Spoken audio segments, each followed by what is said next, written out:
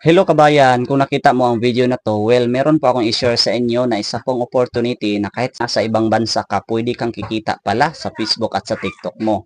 Kasi dito po sa community namin, kahit say no, pwedeng-pwede kahit nasa ibang bansa ka man. At lalong-lalo na kahit meron kang trabaho kasi ang opportunity na ito is pwede mong magawa as a part-time po. Depende sa bakante na oras mo. At least 2 to 3 hours magawa mo ito at possible ka na pong kikita ng 20 to 50,000 in just a month.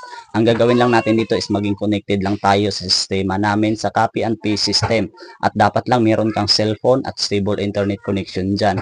And ngayon po, dapat po magkaroon tayo ng account ID or user ID para maging connected tayo sa sistema namin. Kaya kung hindi mo alam yung account ID, mag-comment ka lang sa baba ng video na ito para maibigay ko po sa iyo ang buong detalye. See you in box. God bless.